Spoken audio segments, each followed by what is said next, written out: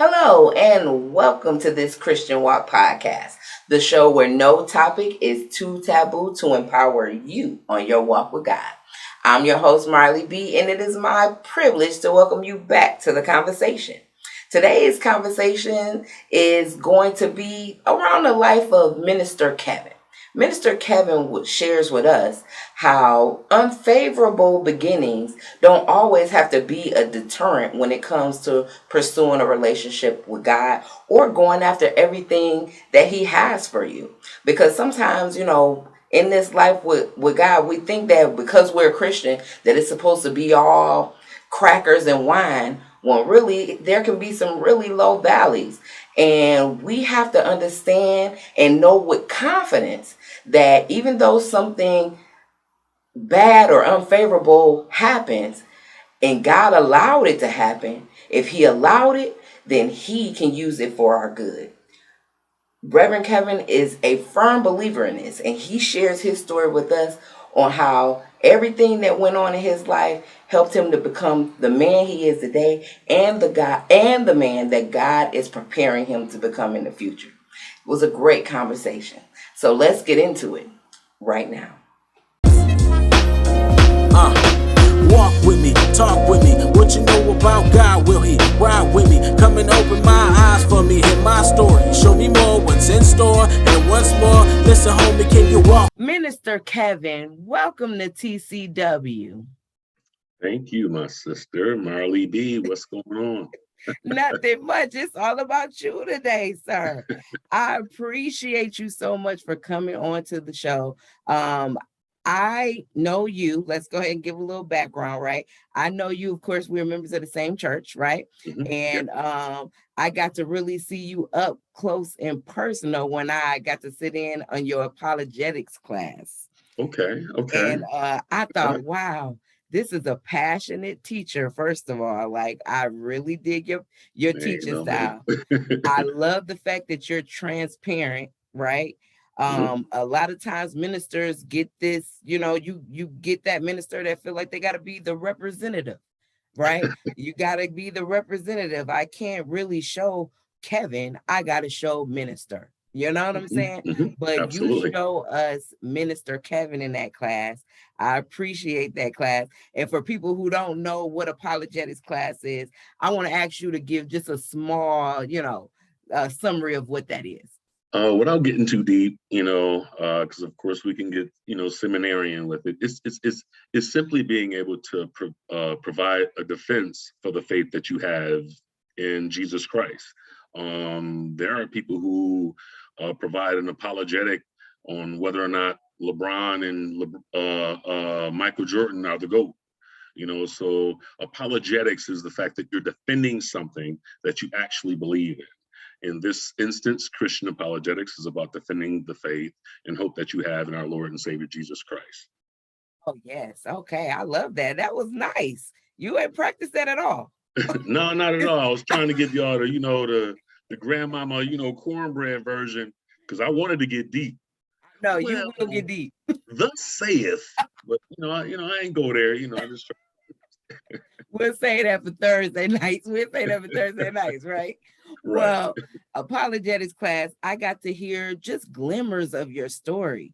And I was like, wow, this guy, his path to faith, everybody's path is, filled with all kinds of curves, hills, valleys, you know what I mean? We all get them. But every now and then you get somebody that you just like, wow, that, and I just got pieces of it that you introduced when it was applicable in whatever you was teaching at the time, or whatever we was all learning simultaneous based off what you was teaching at the time. Praise God. And I appreciate that you were so transparent at talking about your story. And I was just like, wow, I want to hear more about his story. And I'm like, I know I'm not the only one. So I got to have this. I have to have Minister Kevin on the show. Like, I want to see if he'll tell me his story on the show, because it's so many people that have rough starts in life. And because of those rough starts, they figure that God doesn't love them, and they stay away from the path of being a Christian or coming to God because they feel like God branded them the day they were born. It's never going to get better for them, and God must be punishing them. But your story is proof that that is not true. Really, if we look at all of our stories, it's proof it's not true. You know what I'm saying? But at the end, but for yours, it's just like, okay, I think Spielberg might can take some notes when you're talking, because you got some real gems in there that people need to know about.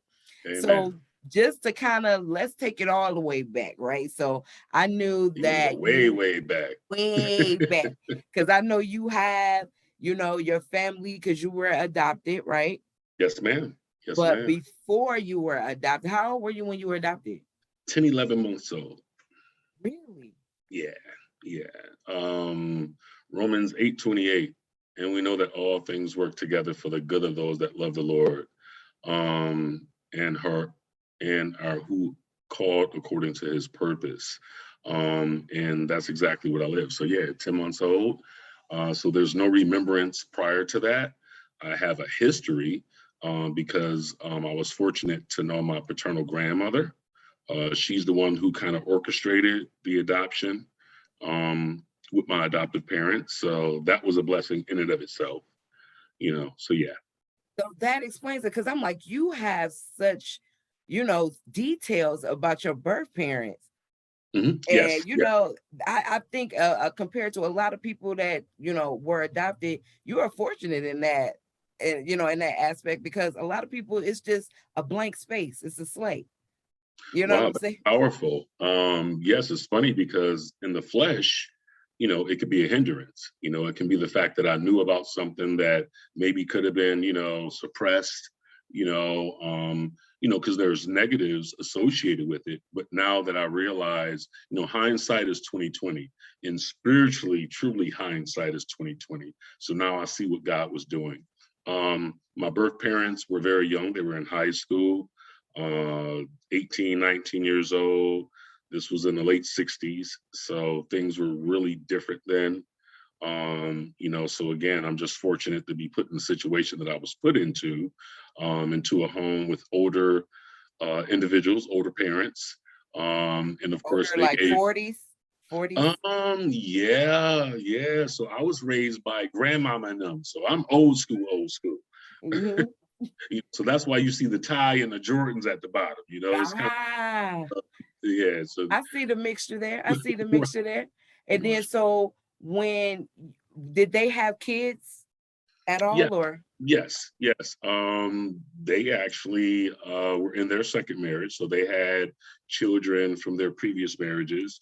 And my sister Deborah, from them was in the household. So I had an older sister Deborah, but I also had siblings, birth siblings, that I was familiar with as well through my paternal grandparents.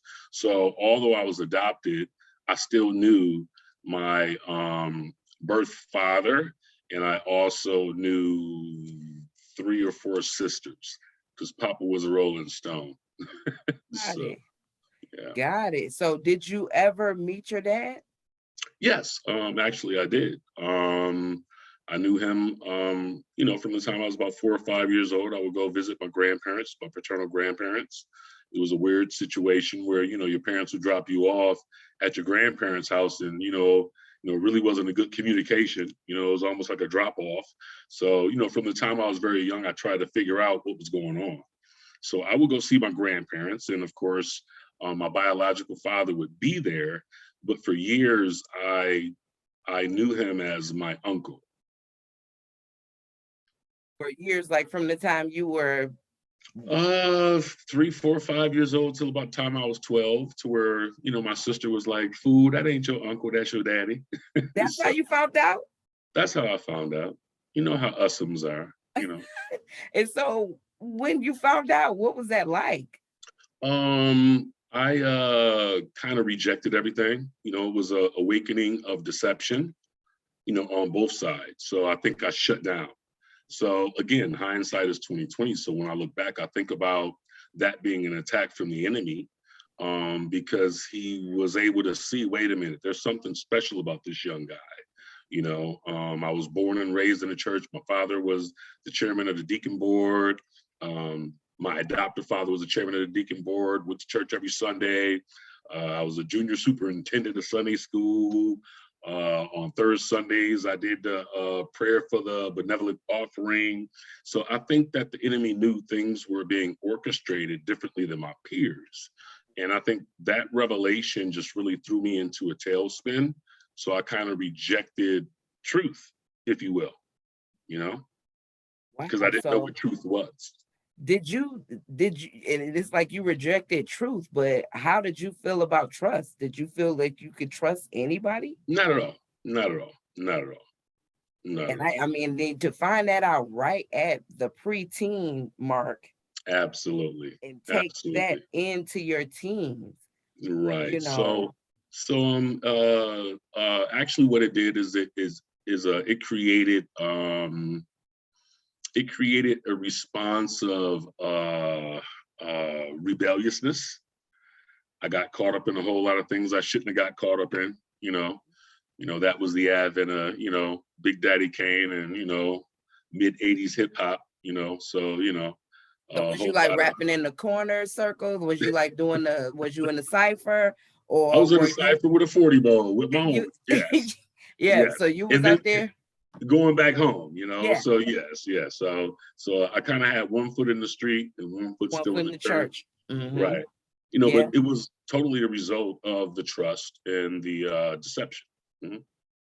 And then from what I understand about, well, let me ask you this. I mean, I understand that you found out that your uncle was really your dad, but did you Mhm. have a real relationship with him as your uncle at all? Like, or was he just like this uncle that was around when you was visiting your grandparents?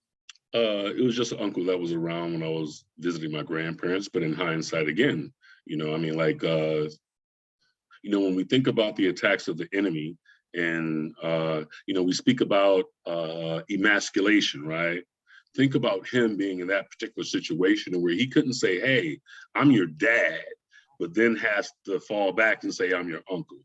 So I would imagine it was very difficult for him to engage the way that he may have wanted to engage, you know? And did you ever get a chance to have like that conversation with him? Um, we're cool. Subsequently, the Lord brought that back. We have a relationship. And I've given him grace. I really don't bring up the things that happened in the past. And it's the grace from God. God has given me grace to grace him because, yeah, I mean, oftentimes I want to have that conversation, but there's no need. Again, Romans 8:28. Again, all things work together. So he was just an instrument by which God enabled me to be hollering at Marley B. Well, I get that, and but I get the need to not feel like you want, you feel like don't need to, but I think it'll be a part of me that feel like that conversation sooner or later gonna have to happen. And I Um, get and I commend you, brother, for being strong enough to not need it. You know what I mean? But that's um, something that you might just want to. I mean, let's keep this rhetorical for a minute. You don't have to really answer that because that's a lot. But I just consider possibly having that conversation because I can't imagine what that would do for you and for him. um, it's funny because when we think about forgiveness, right? It's not about them; it's about us. Yes. So the toxicity that I live in is because of me and how I perceive it. Now if in fact I wasn't a believer, and we always talk about this, right? Christian worldview versus secular worldview, right? Yes. So from the secular, I could be ticked off, and I could be the Tupac and the DMX. My parents didn't do this, they didn't do that. That's the reason for this. And no, I have to recognize that. And again, all things work together. I would not be here. And then when I look back at that, there's no telling the type of individual that I may have been had I known whether or not he was actually my father in spite of being adopted. Had I not been adopted and I was with teenage parents in the late 60s, early 70s. So I truly believe that God protected me. And I think getting back to what you mentioned, maybe that's what my testimony is about. It's about the fact that, we all go through situations and circumstance, because this could be, part 1 of 5, Yeah. Yeah. Seriously, because there have been so many things in my life that has led me to what you see, and I can't discount that. I think I wouldn't give glory to God, if I made people think, oh, my daddy was chairman of deacon board, I grew up in church, and I just speak. No, it was rough, life or death. Him covering me through situations where I should have been in jail, a whole host of things. So I'm definitely willing to be an open book with regard to that. And then I know that when it comes to, being the son of what is it? He was on the deacon board. He was like PK, chairman. yeah. He was like chairman of the deacon board or something like that. He was Yeah. like, That's like a PK pretty much. Yeah, a hard trip away from being pastor or something, right? Yeah. So, and then you've been very transparent with the fact that he was one way in church and one way outside of church. Absolutely. Right. Another trap of the enemy. That's something that we have to recognize. Oftentimes, and I'm not a psychologist, sociologist, but I think that what the enemy does is often tries to enable us to suppress what has happened previously and not revisit it. Like you were just mentioning, you should have a conversation, with your uncle who's your dad. Yeah, no, but what I need to do is kind of revisit what has happened. And yes, all things work together. So I was able to see my father back in the day with the deacons with the black suits. They used to carry the guns across the street to make the deposits at the bank. They used to smoke Newports and cigarettes out in the parking lot, and kind of look at everybody coming in. They weren't looking at the brothers. So I grew up in that type of traditional Baptist environment, to where speaking on truth, it was hard to grab truth. Like truth wasn't tangible. Yeah. And So, then that was just kind of compound to your experience of already being lied to as a child. Right. Deception, right. And then so how you said that you had 1 foot in the street and 1 foot in the church, did you feel like, well, that's how everybody do it? Absolutely. You are a product of your environment. So again, being a father and grandfather, I hold a different position and or recognize that that's the truth, and hold a different disposition than my parents did, because I realized the importance of it, not perfection. They don't seen daddy and papa, go left, but they will not see what I saw, because it was totally contrary to what I was being taught, if you will. And then while you have this one ideal of being a Christian, as far as from your dad, from your mom, it was totally different, right? You had, she Very was sweet. she was walking the walk, she was sweet, and you Right. had that contrast. Mm-hmm. So that is the iron fist velvet glove, if you will. What good way to say it. Right. So my mom was the velvet glove to my dad's iron fist. However, I do appreciate, again, there's no telling, the type of individual I would be if I didn't see what was wrong.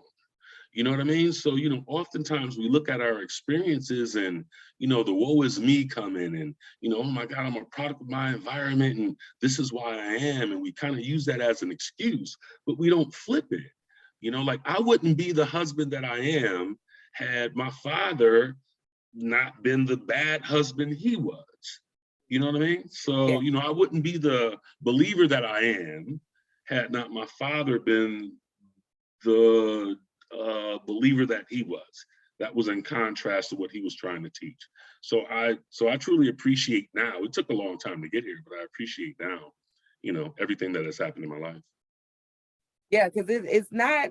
I don't think we should waste time with regret, because everything everything wanted to work for our good, and it makes you who you are. I'm a sum total of my mistakes my misturns, my my my deception, all of that stuff made me who I am. So Hmm. I don't regret anything that I've been through. You know what I mean? Because it's no sense of regretting. But I'm glad that I'm at the point in my life that I get to address some things that I wouldn't have dared Hmm. address before. You know what I'm saying? So like now at my life now, right? I'm like I have like the best relationship with my mother that I've ever had. You know what I'm saying? And Okay. we're able to have conversations that I would have, if you would have asked me 5, 6 years ago if we could have, I would have said you're crazy. You know what I'm saying? Because we're able to talk about things that from a perspective, because I can come at her a way that is not of the blame game, Hmm. because I understand that she did the best that she could with at the time. She didn't do it just to be malicious. She did it because she was doing the best that she could. But at the end of the day, she loved me the way she knew how, with all her being. And for everything that I wish that she could do, I don't blame that. Hmm. You know what I'm saying? I don't blame her that she wasn't. You know what I'm saying? Because a lot of people will like me to be things that I just can't be. I can only be me. Right. And then if we have a conversation and I can kind of try to get there or explain while I'm not there, whatever the situation. But I think that being able to have those conversations are so essential to our growing. You know what I'm Mm. saying? Just to be able, like how I look back on my childhood nowadays is totally different than I would have. It was used to be hard to look back, but now I don't see the hurt. I see the beauty in it all. You know what I Hmm. mean? Hmm. And so that's what I want for you. You know what I'm saying? That's just what I I want for receive it. I receive it. you.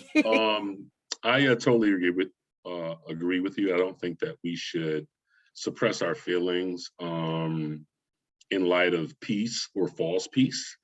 I think that you just mature to a point to where you determine, what's important and what's not important. Yeah.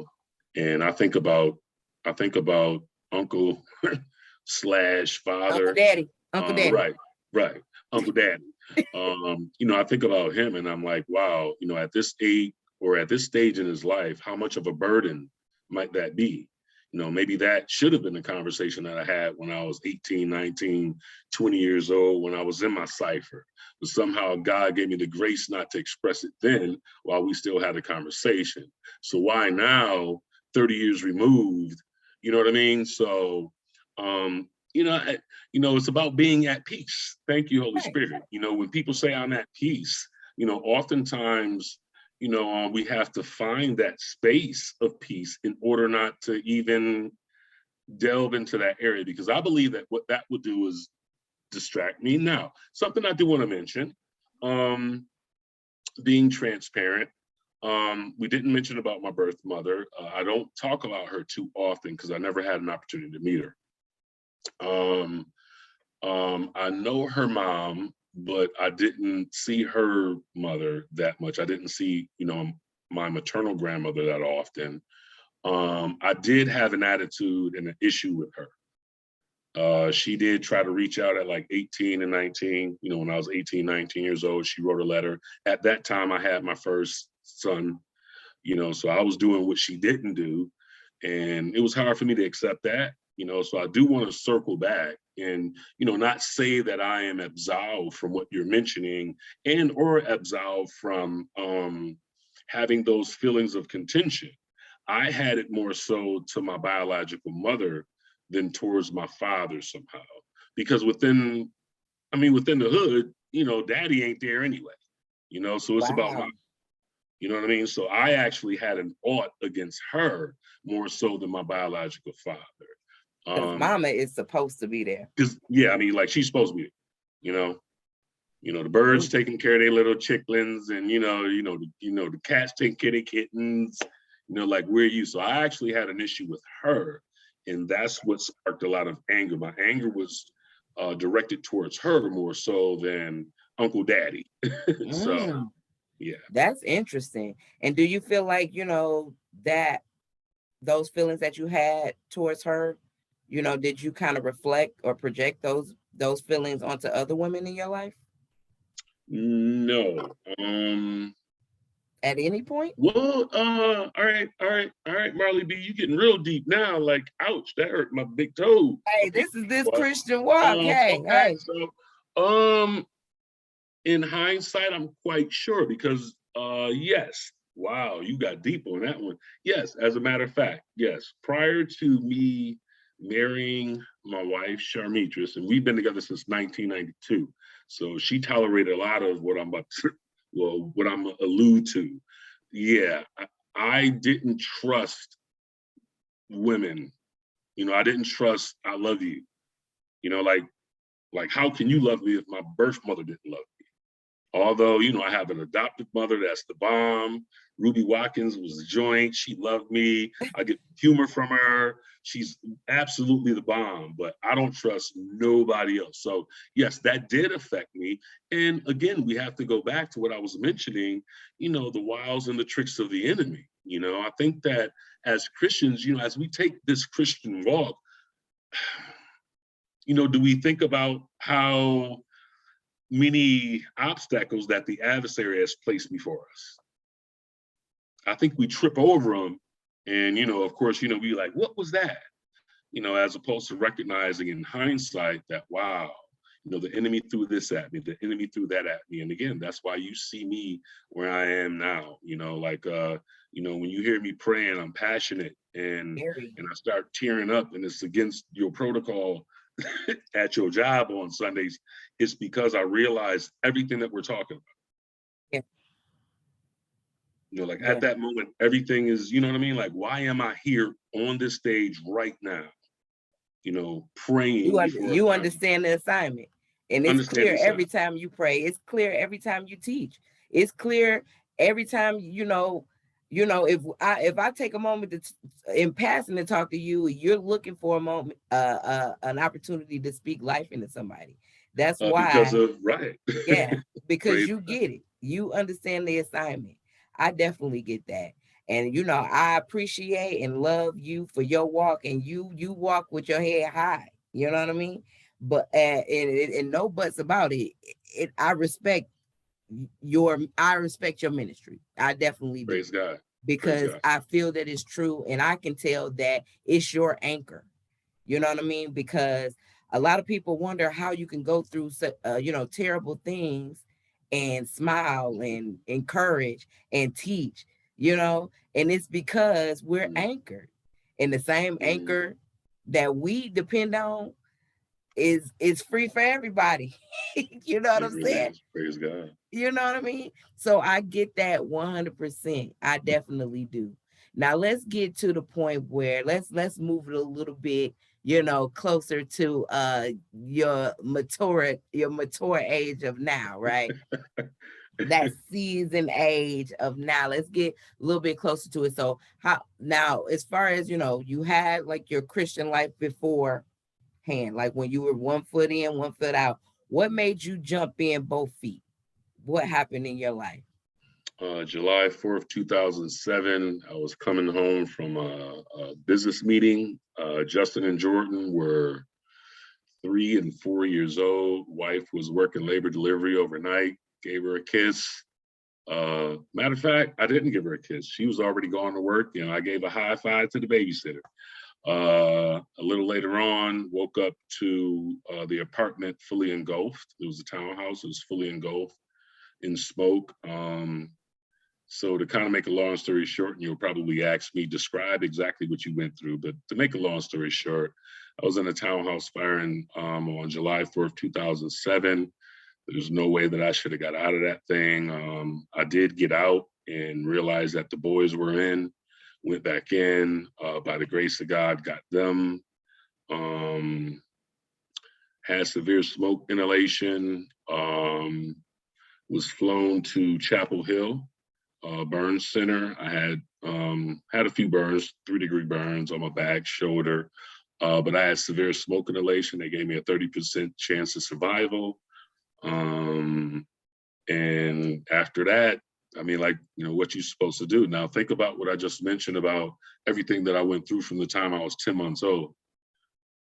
So I was talking about being able to reflect and look back over your life, right? Hindsight is 2020. There's no way that I can't see that there was an attack on my life. So yeah, so pretty much that's what really compelled me to at least seek him more, So I started going to church. I thought I could, kind of pay him a couple dollars, do my praises, go home. I felt good about it, but there was a real calling, there was a pulling. Pastor Henderson exemplified exactly what I needed. I love teaching, but then I love charismatic preaching. I don't like the hooping and hollering, but engaging nonetheless. Right. So he was so to me, that's where God really wanted me to be. And, the rest is history. Start going there in 2008. Got into the minister and training program in 2009, graduated in 2011. Thought that would be it. Just teach a couple classes in the back. And, when you surrender, God will reward that. And then when because usually, I get you were thankful, so you went that road. You definitely was like, okay, it's time to get closer to God, which a lot of people's story is that, you know what I'm saying? It's not so much a miracle happen. Sometimes it's rock bottom. Sometimes it's, no, it's hopelessness. It can be a little bit different for everybody, but you got to that point where you knew your life was saved. You believe it was miraculous. It's like, let's get closer to God. At what point do you say, okay, I'm closer to God, but let's take it to the next step of becoming a minister? Because usually that's a whole different calling. You know what I'm saying? What was that like? It's funny how I kind of gave credence to the enemy and what the enemy has done. But of course, I prefaced it by Romans 8:28, right? So going to New Beginnings, I remember Minister Paulus had he was facilitating over a men's ministry. And, I thought I'd do my due diligence for the Lord for saving my life, right? So let me go to this men's ministry. And I remember him challenging us to wake up earlier than our spouses and our children and pray over our families. And I was like, all right, I normally pray at night on my knees, now I lay me down to sleep, do a little extra stuff. And, so I started going in my closet, I created a space and I started praying. And one day I was going in, and it wasn't me, it was the spirit, making intercession. And I was just, and I recall hearing the spirit say, or let me fall back, because at that time I didn't know what it was. I heard a voice, audible voice, say, go get your daughter. And, I'm tripping. It's like 6 a.m. I'm like, is this a voice? So I keep on praying. It interrupts me again, go get your daughter. So I hop up out of the closet. I go across the hall where my daughter's room is. She's not in the room. I go downstairs. I'm like, okay, well, maybe she's downstairs, cooking breakfast prior to going to school. Normally she leaves out at like 6:45, 7 o'clock. She's not in the kitchen. How old is your daughter at this time? At this time, she was 14 or 15. And I get to the door to look outside the door, and I heard another voice, not the same voice, say, don't worry about it, Kev.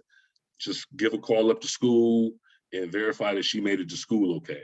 And I was kind of troubled by that. I'm like, okay, well, I'm gonna check that thought. Then I heard the voice again say, go get your daughter. So I put on my clothes and drove around the subdivision, and I found my daughter hugged up with this dude that she knew she shouldn't have been dating because she couldn't date till 16. So she sees me, she jumps in the car. I didn't say anything. Of course, in the flesh, your dad would be like, right, what you doing? Why you did this? I was just stuck because they're willing about the voices, the fact voice that told me to go get her. So I'm tripping out. So I bring her back home. My wife opened up the door. She says, actually, in hindsight, we recollect the situation. She said, you came in and you was light skinned. She's like, I was white as ash. Oh, you were shook. I was shook. I just came in. I went right back to the closet. I brought her home, went right back to the closet, was thanking God. Let me fast forward. Maybe 2 weeks later, I heard that same voice. I hadn't heard it in that 2-week period. Like I thought that I cracked the sky, Marley B. I was like, I got an inside scoop on the Lord. He gonna speak to me and tell me I have a prophetic anointing. He will let me know what happens, when it's gonna happen. I ain't hear nothing for about 2 weeks, but I did hear him say after that period of time, profess my name. And I researched that, and what that means is preach, exhort, teach. And that was my conversion experience, I believe. True conversion experience. So ever since 2008, you said 2000? Yeah, 2008 is when I started MIT. That actually happened at around that time. Maybe, yeah, I mean, like, matter of fact, that was what made me go to pastor's office. Yep. So that was right after the fire, right before I started MIT. So it didn't take long, but I experienced things in the when I was in a coma for three weeks. I experienced some things, And you were in a coma because of the fire. Yes. Yeah. Wow, I didn't know you were in a coma for 3 weeks. Yes. So yeah, life support, trach hole right here. Yeah. So breathing apparatus and the whole nine. So I did see things. I experienced things when I was in that coma that showed me that, that there's a spiritual realm. A lot of people don't get an opportunity. Well, of course, God's word tells us. He actually lays it out for us, but it's up to us to truly believe it, right? So I think that God, knowing who I am, and well, of course he knows who I am. He wired me, right? He created me, but he's like, okay, this is how I'm gonna have to give it to him. I saw darkness. I saw a darkness that I've never comprehended or saw. That was, nothing that was tangible before. How you turn off all the lights and it's dark? Yeah. It was darker than that, but I remember being wrapped up in a white sheet, very, very bright white sheet, and I couldn't move. And what that showed me was protection, but what it also showed me was how close we are to life or death in the spiritual. How we can be spiritually dead, but we're alive, So I think that's what that was. That was an awakening. I think, again, that was my conversion experience. Here I said I grew up in the church. My father, chairman of the deacon board, all of that. I got baptized at 8, 9 years old. But where does the conversion truly happen? And where does regeneration occur? Where you become a new creature. Did you get baptized again? I'm curious. I did not. I do contemplate it, and if I do it, it'll probably be between a ceremony between me and pastor. Although it could be outward. Ain't no shame in my game. I actually think it'll add as a testimony because there are many individuals who got baptized under false pretenses. Parents, friends or peers, or not knowing exactly what that was. So here it is, we have Christians that are walking around that aren't regenerated and or who are not born again, because they don't realize exactly what they haven't done and or what they did. If that makes sense. Really understanding it is the key, because, I asked that because that's something that I've actually been, kind of tussling with. Luckily, I mean, it's like, right now, nobody's getting baptized in COVID. Like nobody. Well, so I guess it's somebody somewhere getting baptized, but I mean, you don't really hear a whole lot of it, right? These days, right now. And so, but since I have been tussling with it a lot, because I was baptized young, and while I kind of understand what was going on, I can't really say that I had really given my life to God then. You know what I mean? Like, I really can't say that I did. And so, but I had a thing, the pastor my pastor at the time where I was young, the pastor of my youth, he was very dear to me, right? So I'm like, well, I'll never get baptized again. Reverend Johnson, baptized me. He's gone now, and I just couldn't see it happening again. But I'm getting to the point, and what's been really convicting me is, this isn't about Reverend Johnson. This is about me and God. You know what I mean? And so that has been kind of, so I'm glad that, we went there. This feels like something else that God is convicting me on, but, I might have to go on and get a redunk there. I might have to, get a redunking happening. So, Put the cap on. I think that, of course, baptism is an outward expression of your confession and belief, right? So yes, I think that it is important. I think it's more important to determine, the fact that I did it at 8 years old. Yes, I didn't know what was going on, but I don't think that that absolves me, right. from what I believe right now. And I don't think that there's a necessity, other than the fact of me recognizing it and saying, hey, Pastor, can we go in the back and you just, hook me up real quick, while nobody's there, just for me, because Get that tells them baptized to like you getting a right, taper. you right. like you but getting the but queen but liner. but what's amazing about it is that there's a conviction, and or something that draws you and makes you and compels you to say, am I really saved? Because I don't think a lot of people question that. I think they profess it because it sounds great, but do you take self-inventory to determine whether or not you are? And of course, it's not truly predicated on baptism, you know. But it just helps to outwardly display Absolutely, your absolutely, devotion. And I absolutely, think it's about absolutely, that. When you get to that point in absolutely. your walk, when you like, I want to outwardly show my commitment to God. I think that's what it's about. You I mean, know? and think about that as simple as you dating somebody, right? I mean, that's like him being like, "Hey, yo, can I know we dating, but just stay in the back real quick, Keep it on the low. right? Keep it on the DL, yeah. Yeah, So that's not gonna fly. Yeah, it's that's not. not gonna fly.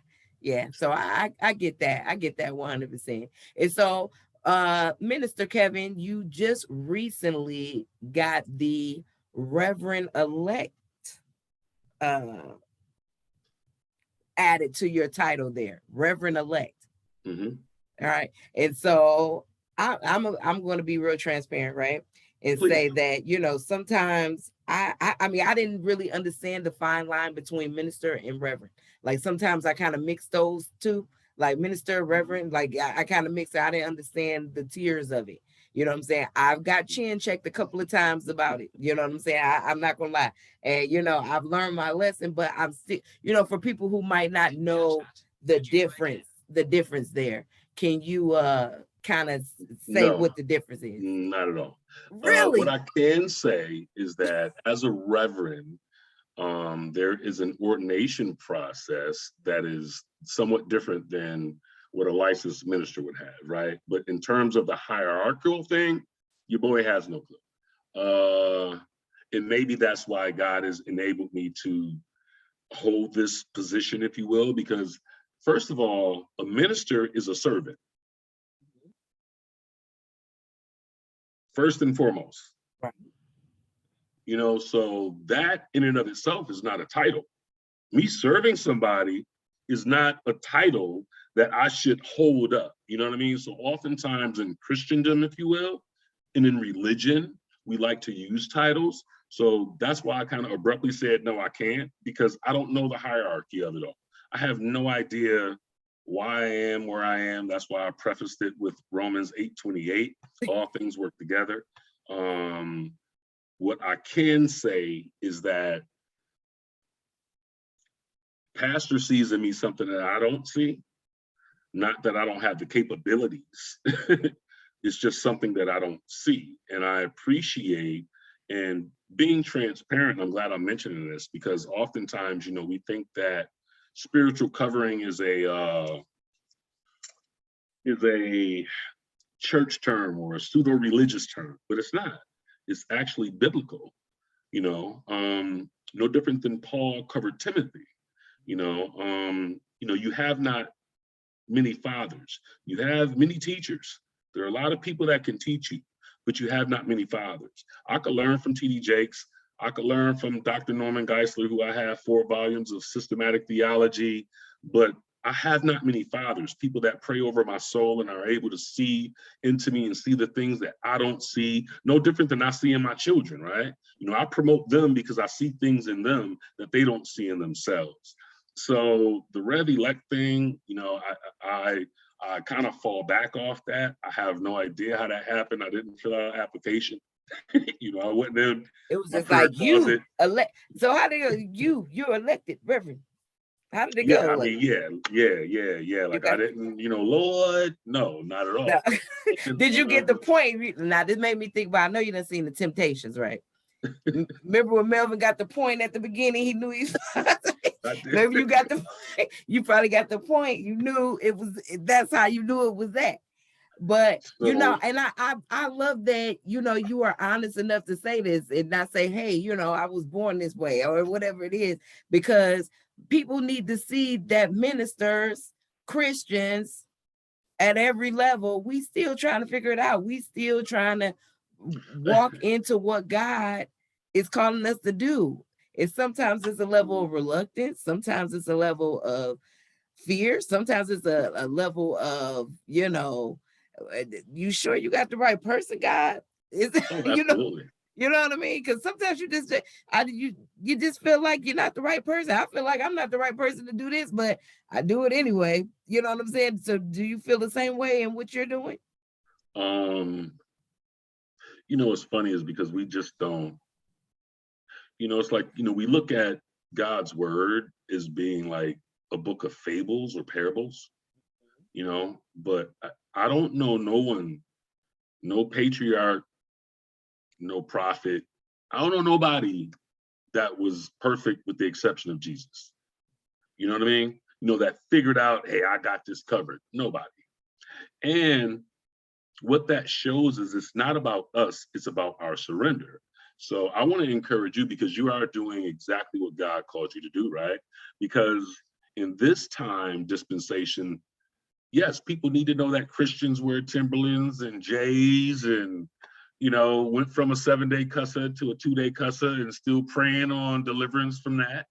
I think in religion and in Christendom, especially the Black church, unfortunately, you know, and it's not limited to the Black church. So I don't want to put an indictment on the Black church, but, you know, in terms of context, you know, there's this air of perfection or air of I've arrived. And I think that's the yoke that is placed on the congregation's neck because the person knows that they're not perfect. And that's why I love Pastor. Pastor is a very transparent leader and teacher. You know, so you look at me and say, Minister Kevin, you so transparent. Why? Because that's what I've learned. Yeah. That's my environment. That's what I've been modeled. You know what I mean? So, you know, I have to talk about my kids. I have to talk about, you know, what I've been through and all the dirt I've been through. I don't know what group I'm gonna use. Like he uses Al Green. I don't know which one I'm gonna use to take me back to secularism. I don't know which one that's gonna be.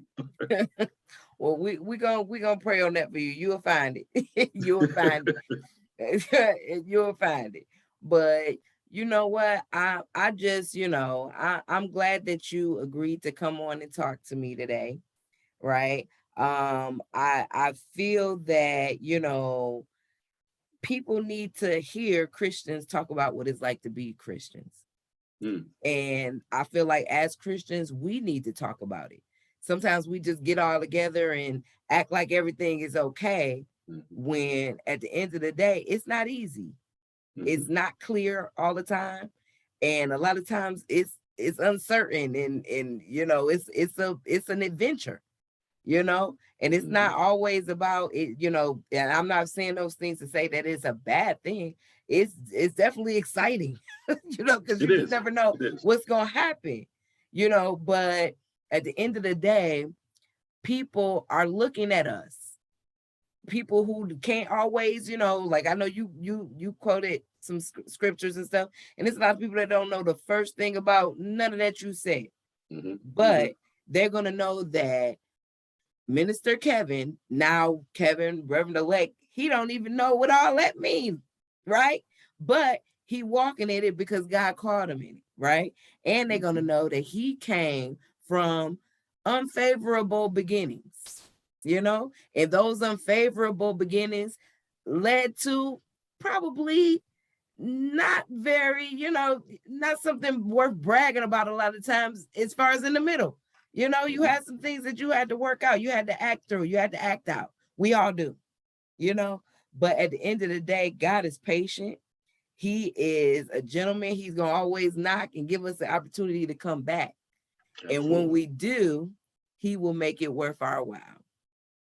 Hey, man, well, I'm grateful that you invited me. I know I've been rambling. I hope you do a great job editing. Oh, no edits. I'm just like, no, I ain't editing. No, I threw that out there to see whether or not you do. Next time, I'm going to have a whole dialogue ready because you're not editing. No, but I'm grateful for you inviting me. I am extremely proud of what you're doing. I think that during this time, that is extremely important. And I would like to offer, even though, you have these titles, air quotes, that are before my name, I am just a child of God. I'm a believer.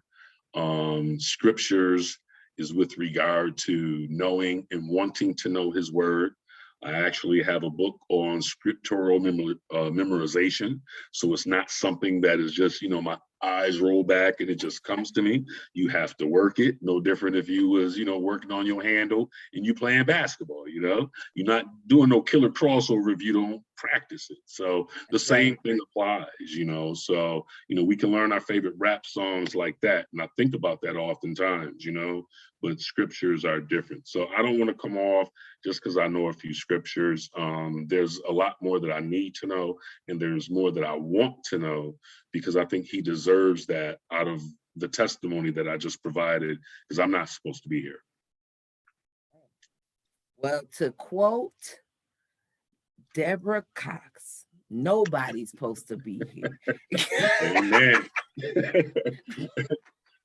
Well, thank you so much. You were supposed to say the book of Deborah Cox, chapter 2. That's it, the book of Deborah Cox, chapter 2, verse 1. Yes, nobody's supposed to be here. But by the grace of God, we are. Thank you, Minister Kevin. I already know you're going to come back. I appreciate you. I look forward. Not a problem at all. God bless you. God bless all the work that he has put your hands to.